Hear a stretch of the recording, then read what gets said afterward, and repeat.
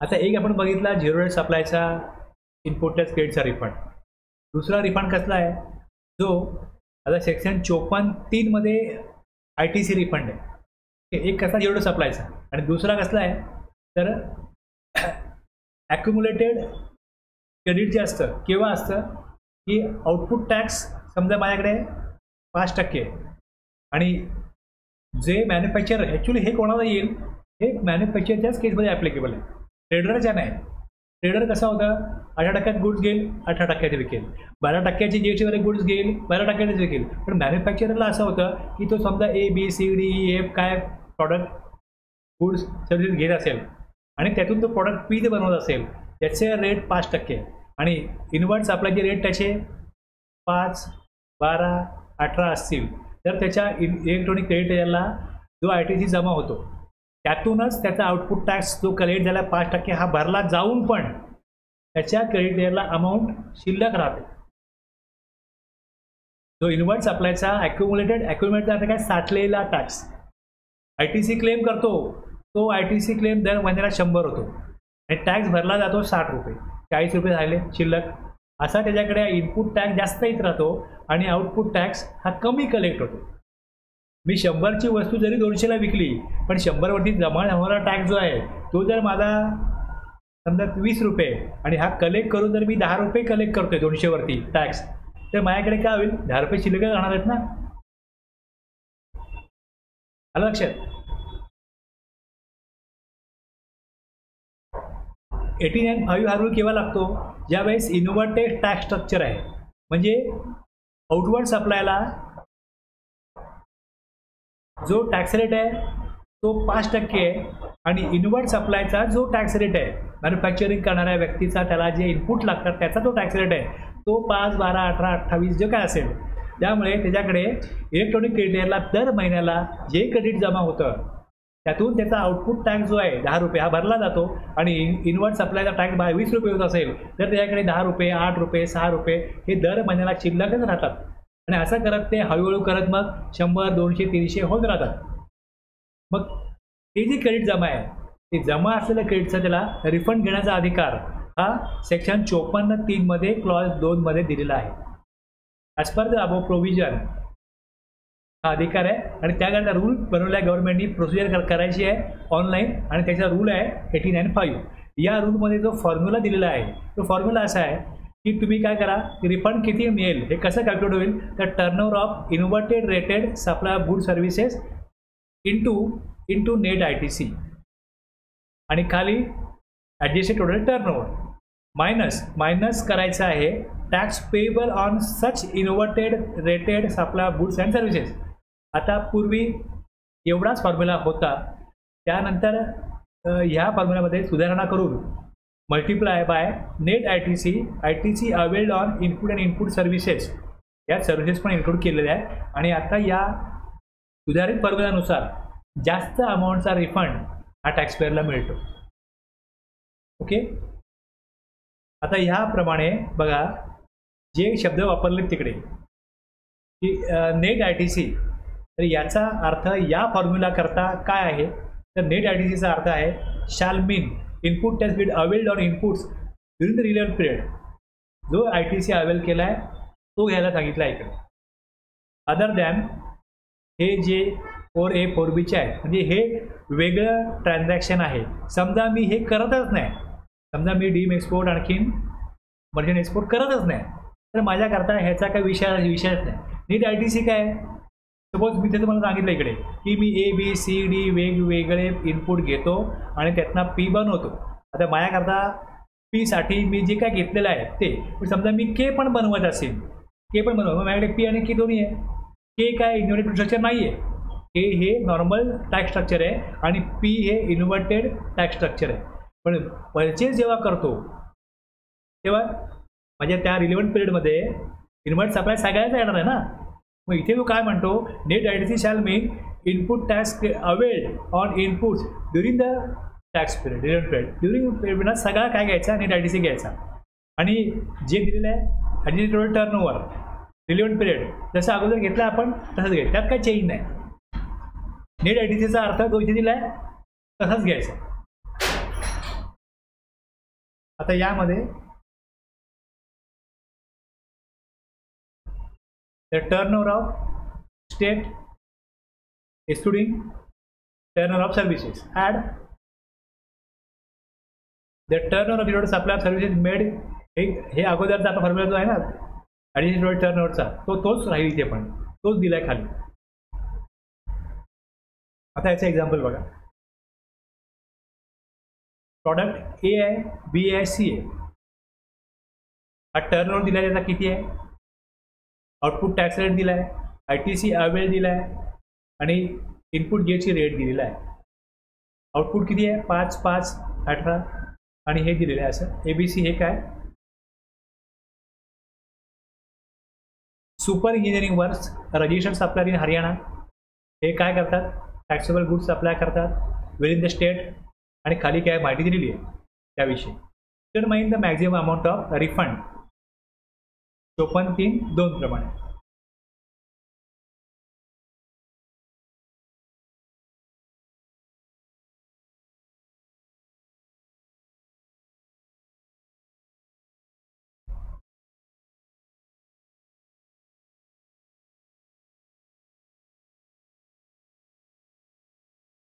As per 54.3 clause 2 मध्ये आता जेव्हा आपण ॲन्सर काढतो तेव्हा काय बघतो की तरतूद काय आहे ॲक्टमध्ये, अलाउज याप्रमाणे अलाउ केला जातो unutilised ITC at the end of any tax period to registered person जिथे the credit has accumulated on account of inverted to structure. Rate of tax इनपुटचा हायर आहे आणि आउटपुटचा कमी आहे तिथे. In this given case the rate of tax on inputs in product A आणि B 18% आहे, जो हायर दॅन आहे rate of tax on output tax A आणि B. However, product B is notified as a product in its product which no refund. बीचा काय त्यांनी म्हटलं आहे की बी जो आहे त्याचा रिफंड जो आहे तो रिस्ट्रिक्ट केलेला आहे, म्हणजे सगळ्याच प्रॉडक्टचा रिफंड दिला जात नाही. जर रिस्ट्रिक्ट केलं तर मिळणार नाही, मग बीचा रिस्ट्रिक्ट केला आहे.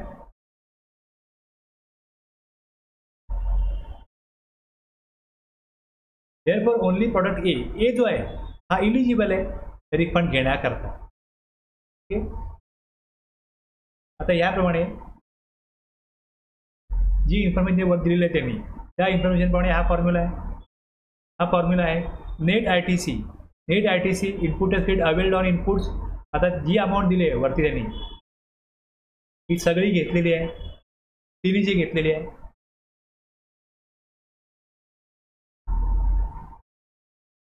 आले इकडे turnover of inverted rated supply of good services. आता ह्याचा अलाउ कसला केलेला आहे, एचा केला आहे. एचा किती आहे,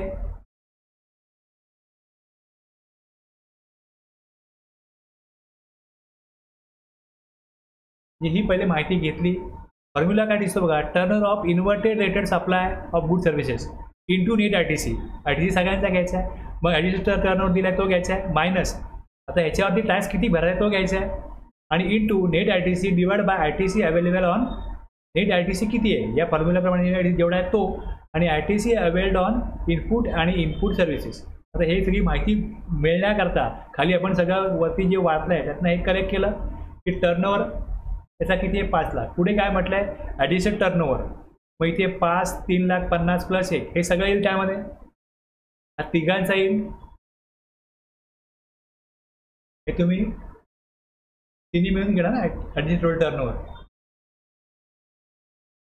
हे 5 ने 3 8 आणि 1 9, 9,50,000 काढले इकडे.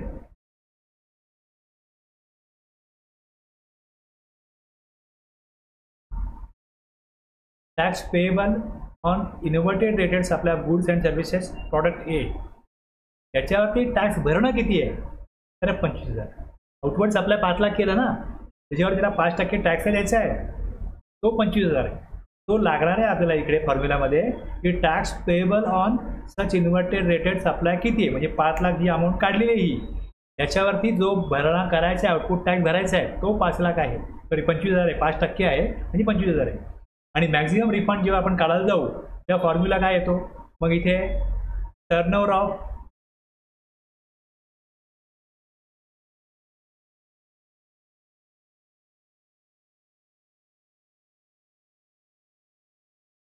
किती आहे 5 लाख आणि एकूण टर्नओव्हर किती आहे डिवाइड बाय करायचा आहे म्हणजे हा जो 9,50,000 आहे तो या इथे येईल ओके मायनस जो टॅक्स भरायचा आहे 25,000 तो इथे येईल आणि net I T C divide by I T C availed on input services net I T C किती आहे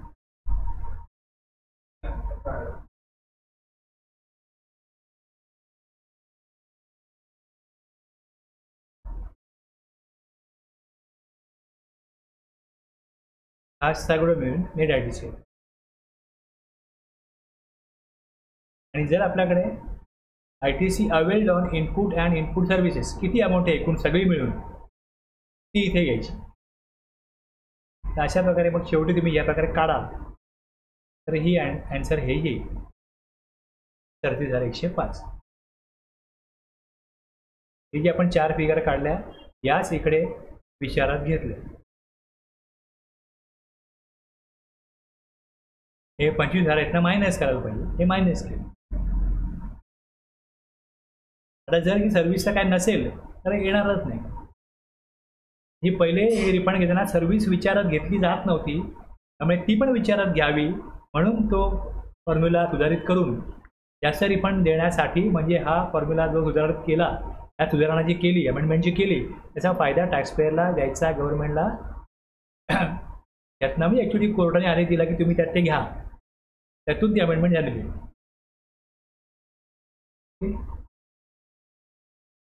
आता तुम्हाला कळलंय कशा प्रकारचा फॉर्म्युला आहे अगोदरचा त्यामुळे हे मी जास्त वेळ घालवलं नाही एकच एक्झाम्पल घेतलं आणि त्यातनं हे संपवलं आणि जो आपल्याला पुढचा विषय घ्यायचा तो घेऊ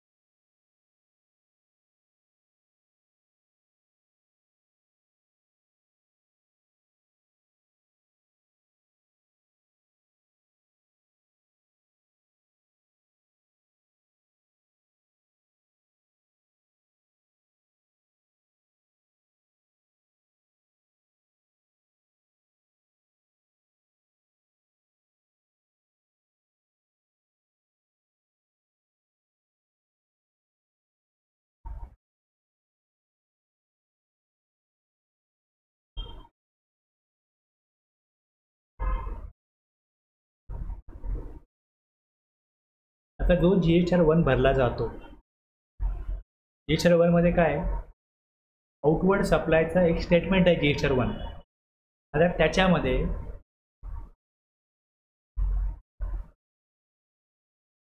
GHR 1 मध्ये B2B आणि B2C अशा प्रकारचा सप्लाय होतो रजिस्टर्ड सप्लायरला आणि अनरजिस्टर्ड सप्लायरला जो सप्लाय केला आहे जो GHR 1 मध्ये दाखवला गेला आहे त्याच्याप्रमाणे एकूण अमाऊंट इथे येते आता ह्याच्याकडे B2C नाहीच आहे तर काय येणार नाही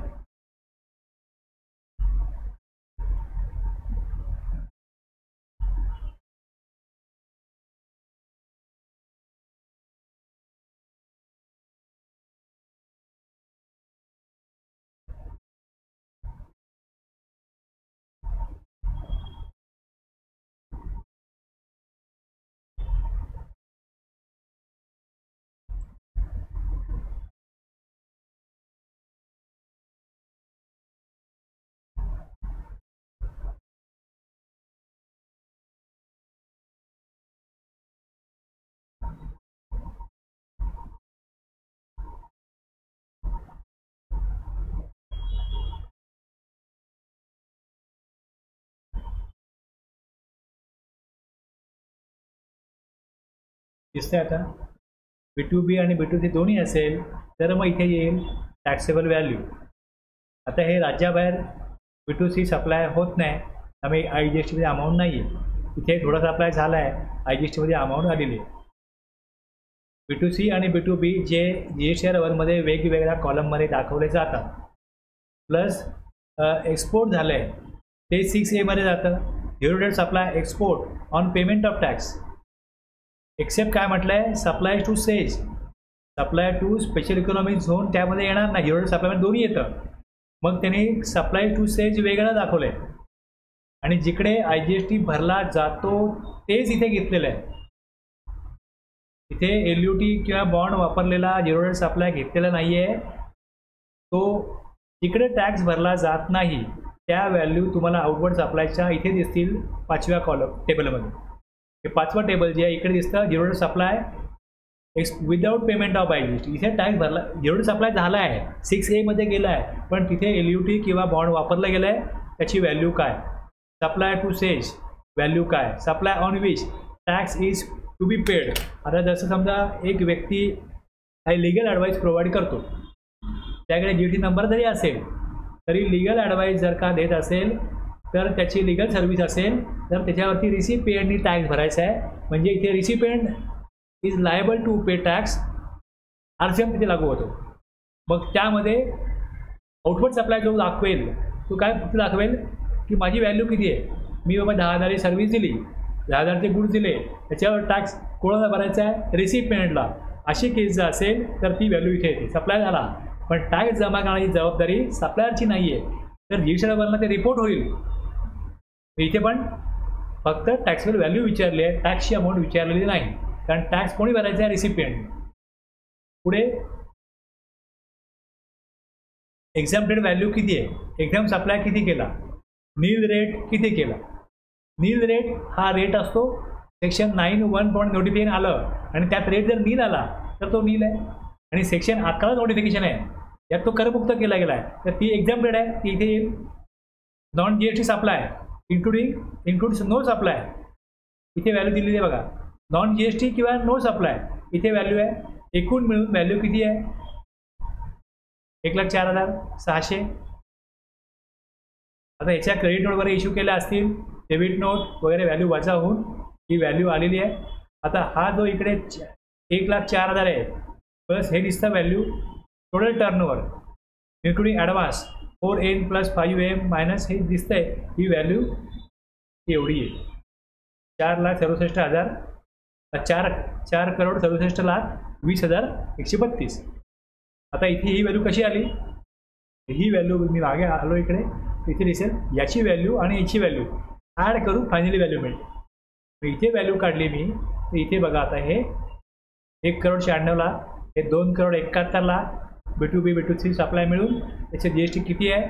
झिरो सप्लाय करत नाही हे सेजमध्ये सप्लाय करत नाही. डीम एक्सपोर्ट दिसतं आहे. ॲडव्हान्सचं काय असेल ते आहे प्लस इकडे परचेस केलं आहे त्याच्यावर टॅक्स भरायचा आहे त्याची व्हॅल्यू एवढी आहे. म्हणजे GTA सर्व्हिस घेतली आहे GTAकडनं तसं पोर्टर आहे गुड्स काय सप्लाय केले तर 5% तो GSTR 1ला दाखवतो पण रिसिपिएंटला टॅक्स भरणं आहे तर अशी व्हॅल्यू 13,457 आहे याची. हा डिस्ट्रीब्युटर आहे. हा गुड्स याची सर्वांकडची गाडी आहे पण याला कधी कधी अशा प्रकारे दुसऱ्यांच्या गाड्या घ्यायला लागतात. कशा करता त्याचा गुड्स सप्लाय करण्याकरता त्यांनी पोर्टरकडनं सप्लाय घेतला आणखी कोणाकडनं घेतला त्याच्यावर त्यांनी टॅक्स जमा केला आहे त्याची व्हॅल्यू इथे आलेली आहे. हा आउटवर्डचा भाग नाही आहे हा इनवर्ड आहे पण त्याला टॅक्स देणं आहे.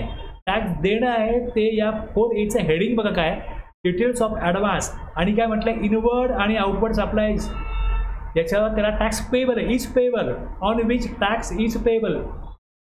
हेडिंग बघा details of advance inward outward काही असो याच्यावरती या वर्षावर त्याला on which tax is payable आहे त्याच्या व्हॅल्यू दिल्यात वेगवेगळ्या कॅटेगरी वाईज ABCDEF GH पुढे G1 okay. Supplies on which e-commerce operator is required to pay tax आलं इकडे. ही व्हॅल्यू किती including amendment if any e-commerce operator to report. हे काय हे कोणाकरता आहे ई-कॉमर्स ऑपरेटरसाठी आहे. आता इथे दिसतंय क्रेडिट नोट. आता त्या महिन्यामध्ये जे काय गुड्स परत आले, खराब झाले, डॅमेज झाले, त्याची व्हॅल्यू इनवॉइसमधनं कमी होणार. मग रेसिपियंट काय करतो, डेबिट नोट इश्यू करतो की तुमचे एवढे गुड्स आम्ही परत पाठवतोय, डॅमेज आहे, ते पैसे जर आम्ही देणार नाही. मग सप्लायरचं काय ठरलं आहे की तुम्हाला जेवढे गुड्स ॲज पर टर्म नाही मिळाले, तुम्ही आम्हाला काय करा, इश्यू करा डेबिट नोट. त्यात कारण लिहा की तुमचे गुड्स खराब होते, डॅमेज होते आणि रिटर्न पाठवले, शॉर्ट गेले, कधी कमी गेले गुड्स, मग त्याची डेबिट नोट इश्यू करतात. सप्लायर काय करतो, त्याची क्रेडिट नोट टाकतो. मग अशा इथे व्हॅल्यू आहे. केव्हा काय होतं, रेट डिफरन्स, म्हणजे गुड्सची व्हॅल्यू 96 दाखवायची होती, 94 दाखवली गेली, 2 रुपये कमी दाखवले गेले. मग सप्लायरने इश्यू केला डेबिट नोट. अशा डेबिट नोटची व्हॅल्यू इकडे एवढी आहे 3466. कमी झाली व्हॅल्यू, सप्लायर काय बनवतो, क्रेडिट नोट. रिसिपियंट बनवतो डेबिट नोट. व्हॅल्यू परचेसची कमी झाली पण सप्लायरची व्हॅल्यू वाढते. लक्षात घ्या, सप्लायरची क्रेडिट नोट, रिसिपियंटची डेबिट नोट. व्हॅल्यू मला बघा, मी सप्लायर आहे, मला व्हॅल्यू वाढवायची आहे तर मी इश्यू करेन डेबिट नोट. आणि मला व्हॅल्यू कमी करायची बघा, मायनस, ही व्हॅल्यू कमी होईल. म्हणजे 468मध्ये 186 कमी होतील आणि हे 3466 काय व्हॅल्यू वाढतील आणि एकूण मग व्हॅल्यू किती येते हे दिलं खाली. ह्या दोन्हींना हे प्लस मायनस करून 182 काय झाले, मायनस झाले. आणि मग हे 46628 आहेत, हे त्यांनी इथे पुढे घेतले. ही जी व्हॅल्यू येते टोटल टर्नओव्हर इन्क्लुडिंग ॲडव्हान्स हे दिले. आलं लक्षात? काय अवघड आहे याच्यामध्ये? जसं आउटवर्ड सप्लाय आहे तसं इनवर्ड सप्लाय. आता इनवर्ड सप्लायमध्ये हा 6वा जो टेबल आहे बघा, दिला आहे details of ITC avail during the financial year. आता जो ITC आपण बघितल्या 3B मध्ये अवेल केला जातो, 3B दाखवायची गरज नाही ना, तर आपण ह्या स्टेजला पोहोचलो आहे की गरज नाही. पण तिथे काय होतं, तुम्ही जसं बघता की याच्याकडे ITC अवेल केला आहे तर इनपुटचा किती आहे, इनपुट सर्व्हिसेसचा किती आहे आणि कॅपिटल गुड्सचा किती आहे. कारण कॅपिटल गुड्सचा जो ITC घेतलेला आहे ती असेट त्यांनी जर का 5 वर्षामध्ये आत विकली तर तुम्हाला माहिती त्याला टॅक्स भरायला लागेल, सेक्शन 18(6). हा, तर त्यासाठी ही माहिती डिपार्टमेंटला पाहिजे की यांनी किती कॅपिटल गुड्स घेतले. म्हणून काय केलं जातं, कॅपिटल तुमच्या एकंदरीत ITC मधला तुम्ही आम्हाला ब्रेकअप द्या, कॅटेगरी वाईज अमाऊंट सांगा. आता यामध्ये सर्व्हिसेस आणि इनपुटमध्ये गव्हर्नमेंटला पुढे जाऊन करायचं नसतं, पण कॅपिटल गुड्सचं करायचं असतं. मग बऱ्याच वेळा काय झालं, त्यांनी या फॉर्ममध्ये अशा प्रकारे गाईडलाईन दिल्या गेल्या किंवा तरतूद अशी केली गेली की तुम्ही इनपुट सर्व्हिसेस नका वेगळे करू, टाकून द्या इनपुटमध्येच, पण आम्हाला कॅपिटल गुड्सची व्हॅल्यू वेगळी दाखवा. या 471 मध्ये माझं सगळं इनपुटच आहे, मी सगळं इनपुट टाकलं, पण जर कॅपिटल गुड्स असते तर मी ते वेगळे मला दाखवणं अपेक्षित होतं. कशासाठी गव्हर्नमेंटला माहिती पाहिजे ही, जेणेकरून 18(6) ॲप्लिकेबल पुढे करण्याकरता. कॅपिटल गुड्स घेतलेत तर त्याच्या रेकॉर्डला पाहिजे कॅपिटल गुड्स घेतलेत. आणि जर त्यांनी घेतले असतील, दाखवले नसतील इकडे, तर मग तो कारवाई पात्र होईल. चुकीचे स्टेटमेंट दिलं त्यांनी, याच्यावरती पेनल्टी लागू शकते. चुकीचे स्टेटमेंट दिलं तर 18(6) वाचायचं पुढे जाऊन की आपली पुढे जाऊन स्क्रुटिनी काढू नये म्हणून दाखवायचंच नाही, म्हणून दाखवलंच नाही तर सगळ्यात पहिली गोष्ट ती आहे. म्हणजे तुम्ही जेव्हा स्क्रुटिनी कराल तेव्हा हे बघाल की 18 इनवर्ड सप्लायचा आला आहे, त्याने ITC घेतला आहे, त्यात काहीतरी अशी मोठी अमाऊंट आलेली आहे जी मशिनरीची आहे. मग इथे अपेक्षित आहे ना ते कॅपिटल गुड्समध्ये अमाऊंट दाखवावी, जेणेकरून पुढे ती तो ॲसेट ठेवतो की नाही, किती वर्ष वापरतो, उद्या इन्स्पेक्शनला गेल्यानंतर ती ॲसेट दाखवा, तुमच्या ह्या मशिनरी दाखवा. ITC घेतला आहे तर मशिनरी जागेवरती पाहिजे की नको. त्या मशिनरी घेतली A आणि ITC घेतोय B. लोक असं करतात किंवा आपला एक मित्र वस्तू घेतोय तर तो बोलला मी घेतोय तर मी बरोबर मला ITC मिळून जाईल, घे माझ्या नावानी. त्यामुळे त्यांनी घेतली तर त्याच्या बिझनेस करता असेल तरच तो ITC घेण्याकरता पात्र होईल आणि ती वस्तू त्याच्या प्रिमायसेसमध्ये असली पाहिजे. त्या बिझनेस करता वापरत असला पाहिजे आणि त्यांनी इकडे दाखवलं असलं पाहिजे. आणि जर नाही दाखवलं, डाऊटफुल जर असेल, तर जर इन्स्पेक्शन केलं तर मग तिकडे त्याच्याकडनं मग टॅक्स रिकव्हरी होऊ शकते. तर त्यासाठी हे पाहिजे. त्याच्याने कॅपिटल गुड्स घेतले त्याला लागतच नाही. तुम्ही बघितलं याचा आयटीसीएन कोड काय, तर ही असे लागतं कुठे याला. मग अशा लोकांना समजा असे 43 लोक असतील, 2-4 लोकांवरती कारवाई झाली तर मग लोक अशा प्रकारचा आयटीसी घेणं बंद करतील. आता अनेक प्रकारची टॅक्स चोरी आहे, त्याच्यावर गव्हर्नमेंट काम करते. त्यामुळे याच्यावरती किती प्रमाणात काम करत असेल, पुढे हळूहळू सगळं ऑटोमॅटिक होत चाललंय. पण हे कुठे कळतं कॅपिटल गुड्स किती घेतलेत आणि जे घेतलेत ते तो वापरतो की नाही वापरतो. म्हणजे इथे पण काही प्रमाणात टॅक्स चोरी होत असणार. पुढे जाऊन याच्यावरती कारवाई करायची वेळ झाली तर ॲटलिस्ट तुम्ही असा फॉर्मॅट तर द्या की ज्यात त्याला टाकायला सांगतोय कॅपिटल गुड्स वेगळे दाखवा, त्याचा आयटीसी वेगळा बायफरेंट करून द्या. कळलं. इकडे वरती व्हॅल्यू आलेली आहे ती total amount of input tax credit जी देशाच्या 3B घेतली गेली आहे 4A दिसतं इकडे. जो आयटीसी ऑटोमोबाईल झाला त्यातनं त्यांनी आपला ब्लॉक क्रेडिट वेगळं काढलं, 42-43 वेगळं काढलं, 17-5चा ब्लॉक क्रेडिट वगैरे दिलं. जो आयटीसी अवेल केला त्यातलं इनपुट कॅपिटल गुड्स आणि इनपुट सर्व्हिस किती आहे कळलं एवढं. आणखी काय पुढे विचारलंय अनरजिस्टर्ड पर्सनकडून काय परचेस केलं का, त्याच्यावरती टॅक्स भरायचा होता ना आयटीसी घ्यायचा होता नाही आहे ते काय येणार नाही. Inward supply received on registered person liable to reverse charge. Import of goods हे वेगवेगळी कॅटेगरी आहेत. Import of service, input of credit received from ISD, amount of ITC reclaim under the provision of the act. अगोदर reverse केला मग reclaim केला वगैरे वगैरे हे कॅटेगरी आहे. एकूण आयटीसी किती आलं. ट्रान्झिशन क्रेडिट हे वेगळा पहिले सर्व्हिस टॅक्समधलं आणखी वॅटमधलं क्रेडिट जे होतं ते घेण्याकरता हे कॉलम होतं. Any other ITC avail but not specified above नाही आहे वरती तो इथे. एकूण मिळून आयटीसी हा जो आला हा जो इकडे 6 घेतला जातो तो इकडे 8 हे बघा इकडे 2B कम्पेअर आहे. पहिले हे 2A होतं, या वर्षापासून 2B केलं आहे. त्याच्यामध्ये 8 आता तिकडे जो आकडा आहे 471 तोच इकडे आला. बघा मी काय म्हणतो आता बघा परत मला सांगतो. जो इथे आकडा आहे जो इथे आहे हा कशामधला आहे. हा जो 3B आला त्याचा हा ब्रेकअप दिला. त्यानंतर तो काय म्हणतो की 2B एवढे आले होते तुम्ही एवढे का घेतले. हा जास्त इथे फरक आहे, हा फरक जास्त आहे. आता प्रॉब्लेम असा आहे की इथे फरक हा येतो याचा अर्थ त्यांनी चुकीचा आयटीसी घेतलाय का, एकतर येस किंवा नो. पण बघा कसं होतं की आपल्याला 30 नोव्हेंबरपर्यंत आयटीसी घेण्याची तरतूद आठवत असेल. आता जर का माझ्या सप्लायरनी रिटर्न फाईल केलाच नाही तर मी आयटीसी घेऊ शकतो का नाही घेऊ शकत. मग जर का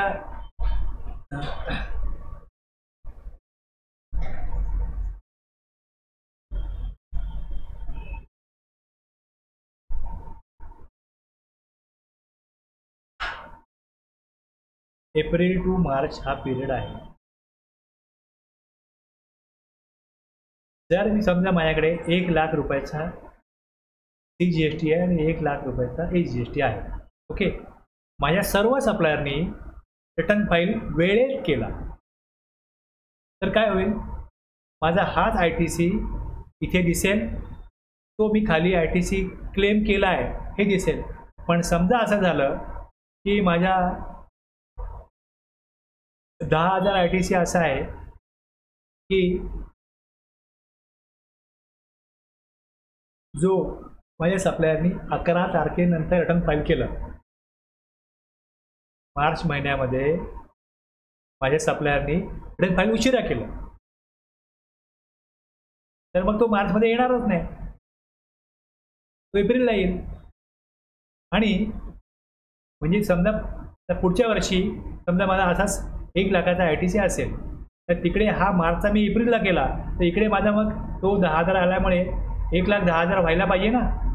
पण समजा इथे जो 1 लाख आहे यातले अजून माझे 15,000 काय झाले उशिरा फाईल झाले. म्हणजे 2B काय येतं जो आयटीसी मी घेऊ शकतो यात मागचे 10,000 आहेत पण या वर्षीचे पुढे गेले. मग जर जे पुढे मागे होतात यातनं काय होतं, टू बीमध्ये किती आले, टू बीमध्ये 470 आले, घेतले किती 471. या 471 मध्ये जो मी ITC अवेल केला आहे, टू बी कुठल्या महिन्याचा आहे, एप्रिल, मे, जून, जुलै, मार्चपर्यंत हे टू बी झाले. आणि ITC घेतला किती यावर्षी 471. याच्यामध्ये मागच्या वर्षीचा ITC यावर्षी घेतला आहे, या वर्षीचा पुढच्या वर्षी घेतला गेला आहे. असं झाल्यामुळे काय होतं, तुम्हाला इथे डिफरन्स दिसतो की हा मायनस दिसतो. याला म्हणतात spill over effect. Spill over effect. एका वर्षीचा ITC दुसऱ्या वर्षात घेतल्यामुळे तो डिफरन्स आलेला आहे. इथे परत काय विचारलं की तुम्ही जो परचेस केला त्यातली अशी किती अमाऊंट आहे, त्याचा ITC तुम्ही पुढच्या वर्षी घेतला, आम्ही दिला ना इकडे 3,531 हा दिला.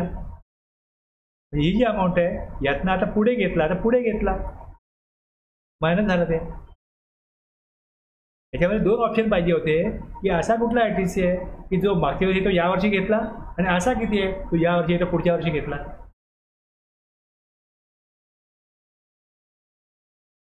जनरल इयर कुठला आहे, 23-24 आहे. 23-24 मध्ये 22-23चा पण येतो, आणि 23-24 मधला 24-25 मध्ये पण जातो. त्यामुळे काय होईल, हा जो आकडा आहे इथे टॅली व्हायला पाहिजे, इक्वल व्हायला, शून्य यायला पाहिजे. बघताना काय वाटतं असं की इथे जर का मायनस आले म्हणजे हा आकडा पुढे घेतला तुम्ही, हा जास्त घेतला तुम्ही. ॲक्च्युली मॅच झालं ना हे मॅच झालंय, पण ह्याच्यामध्ये पहिले इकडे 2A यायचं. आता या वर्षी 23-24 त्याने 2B केलं. तर हा आकडा मॅच का नाही झाला, त्याची काही कारणं आहेत. त्या कारणानुसार तो मॅच व्हायलाच पाहिजे असं काही रिझन नाही आहे.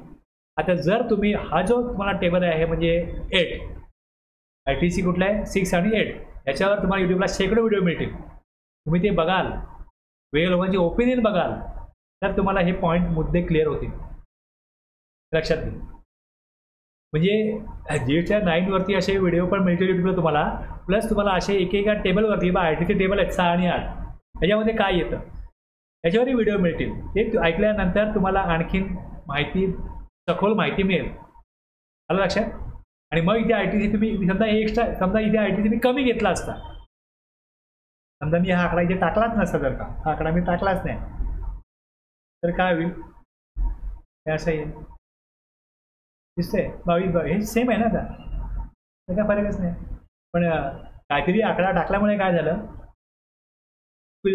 पुढच्या वर्षी मी घेतला आहे, आणि जर का इथे मला आकडा पॉझिटिव्ह आला, तर डिफरन्स ए मायनस हा जर आकडा इथे पॉझिटिव्ह आला, तर खाली विचारतो ITC available but not availed, का नाही घेतला तुम्ही, ITC अवेलेबल बट इनएलिजिबल म्हणून नाही घेतला. अशी वेगवेगळी कारणं खाली दिली. ओके. तर याच्यावरती पण तुम्ही बघू शकता, तुम्हाला हे 2 टेबल आहेत ते आउटवर्ड सप्लायचे आहेत, हे 2 इनवर्ड सप्लायचे आहेत 6 आणि 8, आणि 7वा जो आहे याच्यामध्ये तुम्हाला रिव्हर्सल ऑफ टॅक्स आहे. रिव्हर्सल जर झालेलं आहे तर हे रिटर्न्स ऑफ ITC रिव्हर्सल किंवा इनएलिजिबल, म्हणजे इथे मी ITC रिव्हर्स केला ना, मी तो घेतला नाही, जो घेतला तो 6-8 मध्ये आहे, आणि त्यातनं जो रिव्हर्स जो केला आहे त्याची रिझन काय, रिझन केला 42 रूलमध्ये किती आहे तो टाका, 46 मधला टाका, 17.5 मध्ये ब्लॉक क्रेडिट होते ते टाका. आलं लक्षात. तुम्ही ITC अवेल नाही केला, सप्लायरनी तुमचा GSR 1 भरल्यानंतर ऑटो पॉप्युलेट होऊन टू बी तो ITC आला होता, पण घेतला किती नाही त्याची अमाऊंटही, तो का नाही घेतला याचं रिझन द्यायचं आहे इकडे. आलं लक्षात. रिव्हर्सल ऑफ ITC किती आहे, तो एवढा आहे. ही अमाऊंट पण कुठनं आली, मला 3B दिसेल ITC रिव्हर्स किती केला आहे.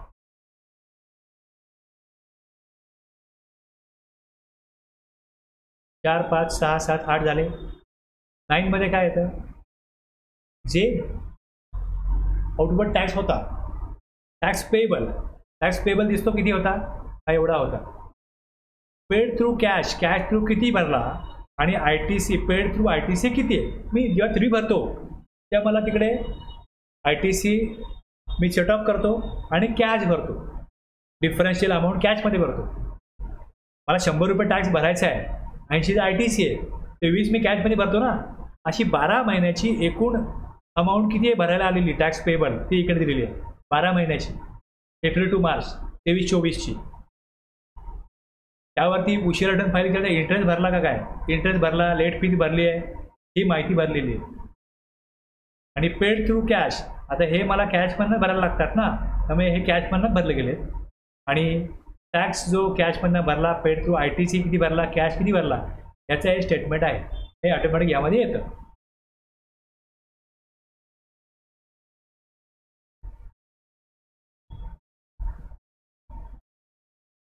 आता हे 10-11 भरा. तर ह्याच्यामध्ये तुम्हाला सांगतो काय प्रॉब्लेम आहे. आता supplies tax declared through amendment plus net of debit, supply tax reduce through amendment credit note. तर मी सप्लायर आहे, मी जर का GSR 1 भरला आहे आणि त्यातून माझा टॅक्स वाढला असेल तर मी डेबिट नोट भरले असतील, कमी झाले क्रेडिट भरले असतील. याचा रेफरन्स इकडे येतोच आहे.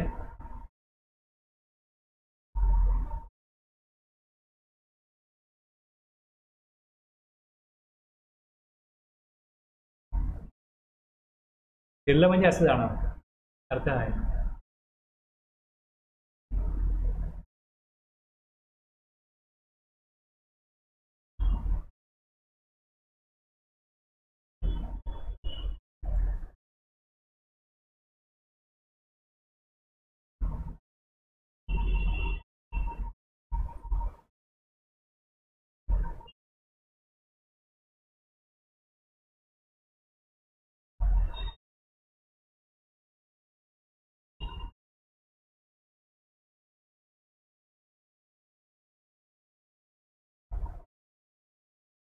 मध्ये आलो तर इथे आहे ना, ऑलरेडी मी दिलं इथे की क्रेडिट नोटची अमाऊंट किती आहे, क्रेडिट नोटची अमाऊंट दिलेली आहे इकडे.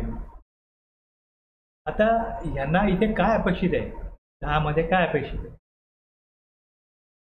Particulars of the transaction for the financial year declare in return of next financial year till the specified period. दिसतं आहे इकडे. आता मी इनवॉइस बनवला एप्रिल टू मार्च या पिरियडमध्ये आणि त्याच्या अगेन्स्ट डेबिट नोट बनवले असतील, supply tax declare through amendment किंवा रिड्यूस म्हणजे क्रेडिट नोट, टॅक्स कमी केला आहे, इथे व्हॅल्यू द्या. इथे व्हॅल्यू द्या. तर जर मी इकडे 1 लाख रुपये टाकतो, ही व्हॅल्यू वाढली इकडे, असं आहे ना, ही व्हॅल्यू वाढते. आणि इथे टाकला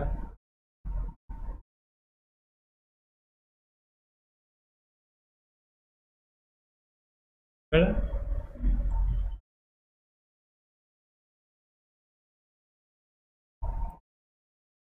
तर इथे फक्त व्हॅल्यूज टाकली आहे की किती supplies tax declared through amendment आणि रिड्यूस केला, तर ही व्हॅल्यू काय येते, टोटल टर्नओव्हर. म्हणजे ह्यातून त्यांना काय पाहिजे की ॲक्च्युअल टर्नओव्हर किती होता. माल तुम्ही इन्व्हेस्ट बनवला, नंतर माल परत पण केला ना, माल, पण टर्नओव्हर किती आहे. जर का जानेवारी फेब्रुवारी मार्चचे गुड्स गेले असतील, त्याच्या against credit note April May जूनमध्ये बनवल्या गेल्यात, ते पुढच्या वर्षामध्ये आहे ना. ही व्हॅल्यू जर मी टाकतो इकडे, ॲक्च्युली मी एप्रिलमध्ये दाखवलं व्हॅल्यू वाढली तर टॅक्स भरला आहे, व्हॅल्यू कमी केली तर टॅक्स कमी झाला आहे. पण इथे दाखवल्यामुळे काय होतं, याच्यावरती ही व्हॅल्यू टाकली इकडे, तर ह्याचा अर्थ परत असा होतो की इथे व्हॅल्यू काहीतरी भरायची आहे असा अर्थ दिसतो. ही व्हॅल्यू पण वाढते. जर मी इकडे 100 रुपये टाकले तर ह्याच्यावरती टॅक्स किती आहे तो पण जर मी टाकला तर खाली माझा टॅक्सही वाढतो ना. तर ॲक्च्युली ह्याच्यावर टॅक्स काय भरायचा आहे का. जर मी ते परत हे टाकलं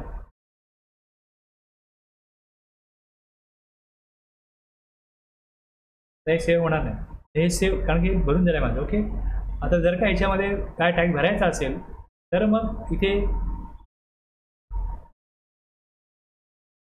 10-11 मध्ये काय म्हणतोय की differential tax paid on account of declaration of 10-11 काय भरायचं आहे का. अरे भरलं ना मी एप्रिलला, मेला, जूनला, पुढे जी काय क्रेडिट डेबिट नोट टाकली तर टॅक्स भरायचा डेबिट नोटनी, तर भरलाय तिकडे. क्रेडिट नोटनी कमी झालं तर कमी झालंय. त्यामुळे इथे पेबल काय नाही आहे, तर पेबल आहे तर पेड झालेलं आहे. पण जर ॲक्च्युअल टर्नओव्हरची व्हॅल्यू गव्हर्नमेंटला पाहिजे असेल तर त्यातून ते ह्या कॉलममध्ये व्हॅल्यू टाकायला सांगत असावे असं मला वाटतं. कारण इथे काय एवढी टोटल टर्नओव्हर म्हणजे ॲक्च्युअली सप्लाय किती झाला. पुढे जाऊन तुम्ही कमी केलं ना, मग त्या वर्षामध्ये सप्लाय रिड्यूस झाला किंवा वाढला, सप्लायची व्हॅल्यू रिड्यूस झाली किंवा वाढली डेबिट नोटमुळे किंवा क्रेडिट नोटमुळे, तर मग याच्यावर जर टॅक्स भरला आहे, भरायचा असेल तर भरून घ्या, काय नाही तर काय नाही. भरायचं असेल तर कुठे कॉलम आहे, मग पुढे हे 10, 11, 12, 13 आहेत, त्याच्यावरती पुढे जाऊन 14 मध्ये 10, 11 मध्ये काय पेड करायचं असेल, 11 मिळून डिक्लेअर करायचं tax paid on account of 10, 11 हे इकडे आले. आणि जे 12, 13 आहे त्या 12, 13 मध्ये काय दिसतंय, रिव्हर्सल काय झालंय त्याची अमाऊंट इथे विचार. यांनी काय खाली फरक पडत नाही, फक्त हे रिपोर्टिंग पर्पज आहे, फक्त रिपोर्टिंग पर्पज आहे. आणि ITC अवेल्ड ऑन वरती काय म्हटलंय की particular of transaction for the financial year declared in return of the next financial year till the specified period ITC availed for the previous financial year. इथे पण जे आपण रिपोर्ट करतो, इकडे जे रिपोर्ट ऑलरेडी इथे केले तेच रिपोर्ट खाली पण करायला सांगितलं. आणि बऱ्याच वेळा ते ऑप्शनल करतात, 2 वेळा तेच काय सांगायचं, ते नाही बदलायचं आहे, इथे भरलेलं आहे ना, मग हे जर ऑप्शनल केलं आहे तर इथे भरण्याची गरज नसते. त्यामुळे आणि जर भरलं तर तो वरचा आकडा आहे तोच इकडे येईल. असे 10, 11, 12, 13 आहेत. आणि त्याचप्रमाणे पुढे जाऊन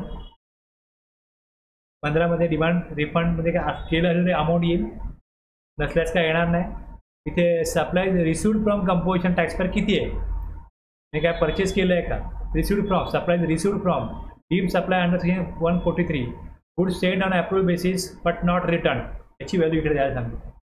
हे ॲप्लिकेबल नाही, हे काय भरलं जाणार नाही. किंवा हेही बऱ्याच वेळा ऑप्शनल केलं आहे अगोदरच्या पिरियडमध्ये, त्यामुळे ते भरलं गेलं नसेल.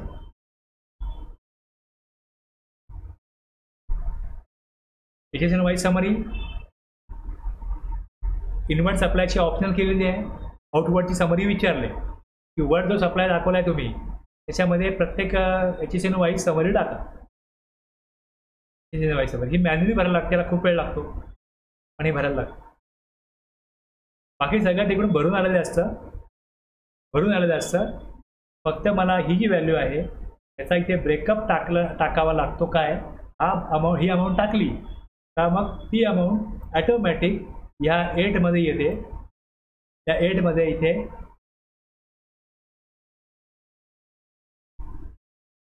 येते आणि मग तिथे काय येतं त्याचं कंपॅरिझन येतं.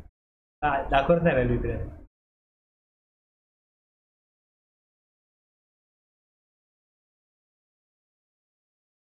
आकडा मी टाकला इथे खाली, वरचा आकडा.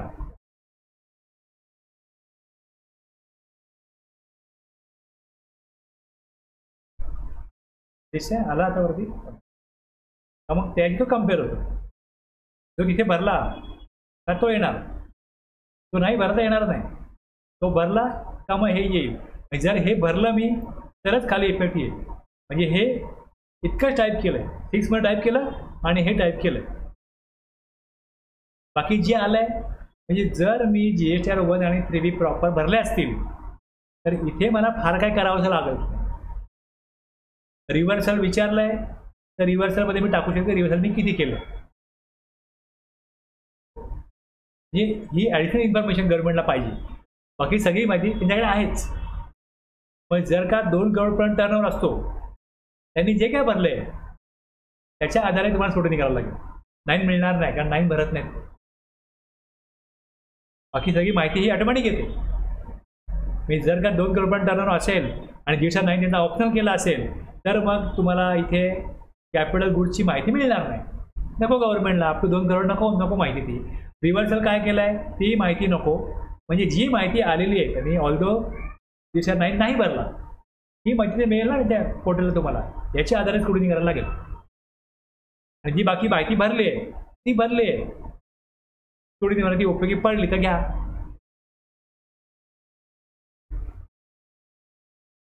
वाईज समरी काय सप्लाय केलं, ज्यांनी तुम्ही जेव्हा एखाद्याचं बघताय त्यांनी काय परचेस केलंय, कोणाकडनं परचेस केलंय, मग तुम्हाला उपयोगी पडतो की त्यांनी जे परचेस केलं ते काय परचेस केलं कॅपिटल गुड्स, मग तुम्ही त्याच्यात सप्लायरची काय कराल समरी काढायला बघाल मग काय त्याच्यात दिसतो का कोड, GST 1ला बघाल काय आहे का कोड. इन्व्हर्टची गरज नाही म्हणून इन्व्हर्ट काय केलं आहे नका टाकू ऑप्शनल. लेट फीज आणि पेबल उशिरा फाईल केला GST 9 तर मग इथे लेट फीज भरला येईल. झालं. आता हे जे केलं याच्यानंतर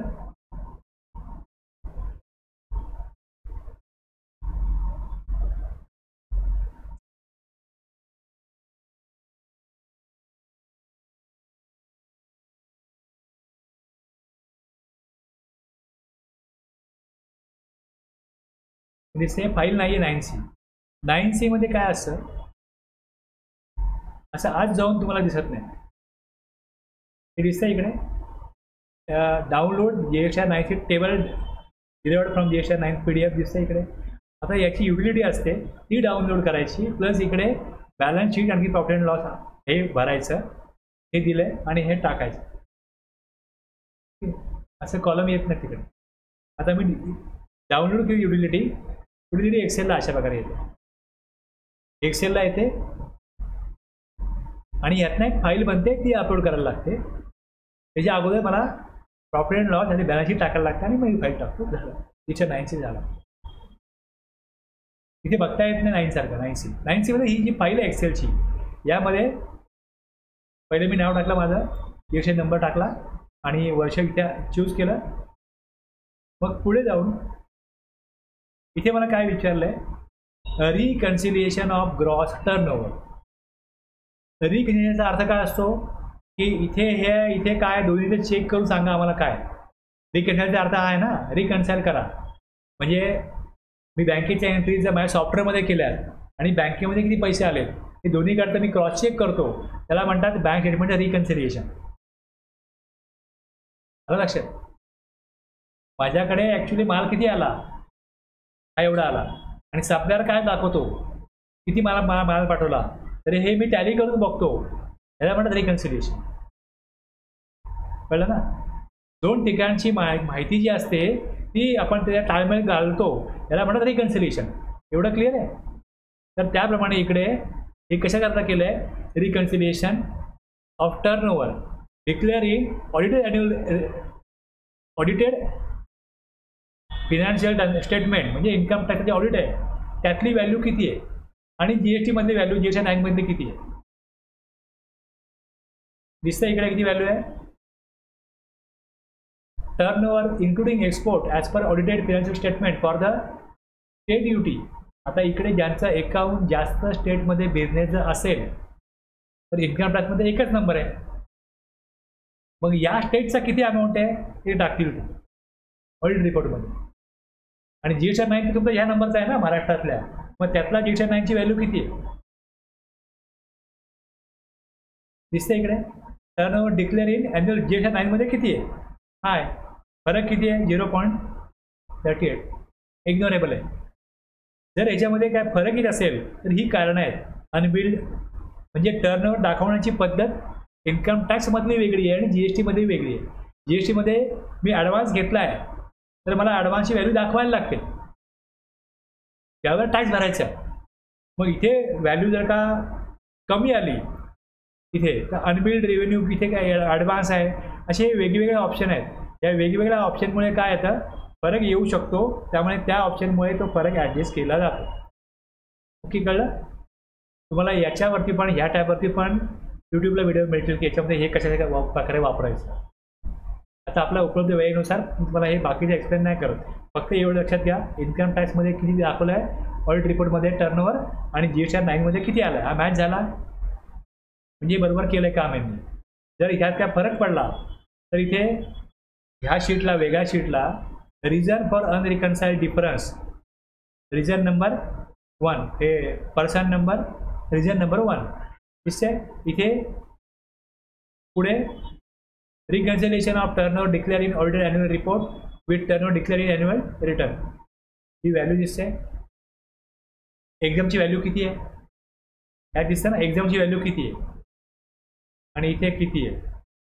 हे काय विचारलं इकडे जी माहिती विचारली आहे, ब्रेकअप विचारला आहे, तो ब्रेकअप दिला आहे तिकडे.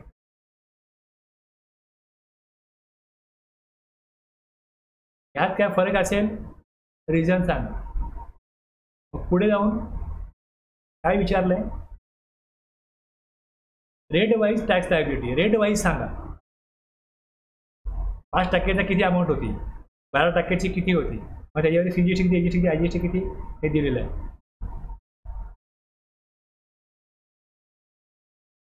मग ह्याच्यामध्ये काय फरक आहे का, रिजन काय आहे, काय असं फरक असलाच कारण विचारलं पुढे.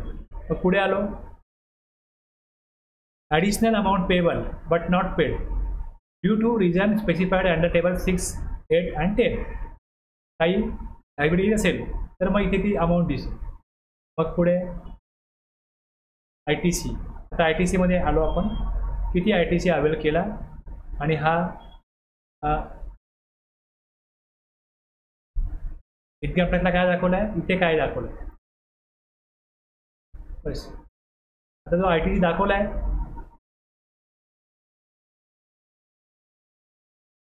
त्यामध्ये काय फरक आहे का.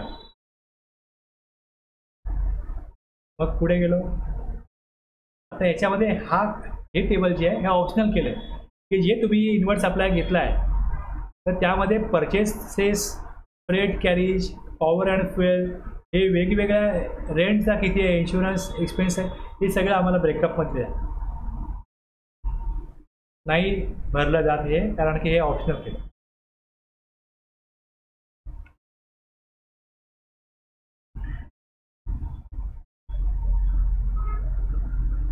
भरलं आणि फरक जर असेल तर मग त्याच्यासाठी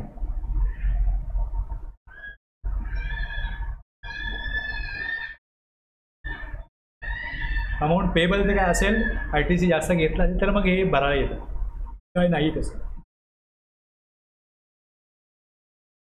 additional liability due to non reconciliation. Liability काय नाही आहे, काय येणार नाही.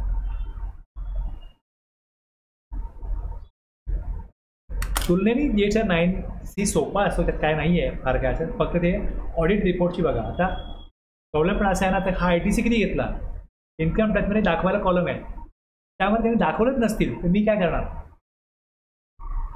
दाखवलंच नाही. इन्कम टॅक्स त्यांनी फॉर्म भरताना त्यामध्ये CGST किती, IGST किती, ITC घेतला, त्यांनी दाखवलंच नाही, तर मग हा फॉर्म भरताना मी काय करू. मी काम GSTचं करतो, इन्कम टॅक्सचं काम वेगळा माणूस करतो, तो GSTचं कामच करत नाही, अशी कामं माझ्याकडे आहे. मग त्याला विचार आहे भरलं का नाही, आम्ही दाखवत नाही म्हणतो, म्हणजे नाही दाखवत, आम्ही GST वेगळा दाखवत नाही. काय फायदा म्हणतो इथे कॉलम देऊन बघा. तुम्ही शोधायला जाल त्याच्या ऑडिट रिपोर्टमध्ये किंवा कुठे त्याने किती ITC घेतला आहे दाखवलं आहे का. जर दाखवलं नसेल तर मग काय करू शकतो आपण, काय नाही करू शकतो. मी इथे व्हॅल्यू ती दाखवायला लागते मला, की बा ITC सेम घेतला आहे, तुम्ही मागवा तिथे ऑडिट रिपोर्ट आणि सगळं आणा, दाखवा, दाखवलंच नाही. विचारा का तुम्ही असं दाखवलं, मला काहीतरी ते भरलं तर पाहिजे मला, असं आहे ना. आता इथे काय आलं, माझ्याकडे दाखवणं शक्यच नाही आहे आणि भरलं तर पाहिजे कंपल्सरी, तुम्ही दाखवलं. असे प्रॉब्लेम आहेत मार्केटला. मी बरं जाणार तसं मागवलं शेट म्हणजे दाखवता का ITC वेगळा, म्हणजे आम्ही कधी भरलाच नाही, वॅटला पण नाही भरला आणि कधी सर्व्हिस ट्रकमध्ये पण नाही भरला, कधीच नाही भरला. ते ITR फॉर्ममध्ये विचारलं आहे की किती तुम्ही ITC घेतला आहे, आम्ही पहिल्यांदा दाखवत नाही, आम्हाला चालतं इन्कम टॅक्समध्ये, त्याचं उत्तर देतो. तुम्ही जेव्हा काम कराल याच्यावरती प्रॅक्टिकली काम कराल, तुम्हाला आणखीन अनुभव येतील. तुम्हाला रिक्वायर्ड इन्फॉर्मेशन मिळालेली आहे दोन्हीची, बरोबर आहे ना. आता तुम्ही याच्यावरती आणखीन अभ्यास कराल, डीप नॉलेज घ्याल, तर तुम्हाला त्यातले मग अजून बारकावे कळतील. पण तुम्हाला काहीतरी सुरुवात करण्यासाठी जरुरी आहे. जे 9 किंवा 9C आपला कोर्स बघा, हेच उद्देशच हा होता की तुम्हाला सर्व कशा प्रकारे कायद्याचं या काम चालतं याचा एक अवेअरनेस येण्याकरता, जे तुम्हाला मिनिमम माहिती असायलाच पाहिजे रिटर्न्सची आणि वेगवेगळ्या सेक्शनची आणि रूलची, ती आपण कमीत कमी वेळेमध्ये मॅक्झिमम माहिती घेण्याचा प्रयत्न केला आहे की बेसिक कन्सेप्ट तुमचे क्लिअर राहावे. उद्देश आपला कोर्सचा हा होता. बाकी तुम्ही जसा अभ्यास कराल तुम्हाला तुमचं मास्टरी लेवल वाढेल. थांबूया इथे.